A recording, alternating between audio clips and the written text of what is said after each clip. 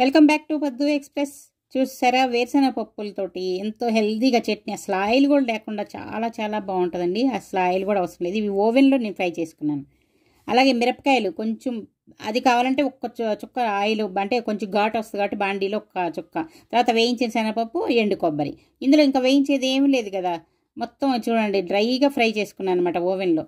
ఇవన్నీ కలిపి ఇలాగా మిక్సీలో పేస్ట్ చేసేసుకోవటమే.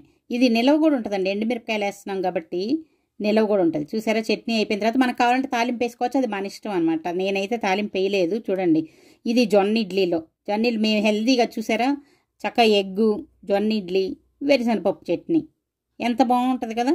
ఇలా హెల్తీగా రోజు టిఫిన్ తింటా ఉంటే, ఈ బ్రేక్ఫాస్ట్ మాత్రం ఇలా తింటాం అనమాట. చూసారా ఎలా ఉందండి, నచ్చిందా? నచ్చితే ఇంకెందుకంటే ఆలస్యం, మీరు కూడా ఇలా హెల్తీగా చేసుకొని ఆరోగ్యం చక్కగా ఉంచుకోండి. నచ్చితే లైక్ చేయండి, షేర్ చేయండి, సబ్స్క్రైబ్ చేసుకోండి. ఇంకో వీడియోతో మీ ముందుకు వస్తాను. సెలవు.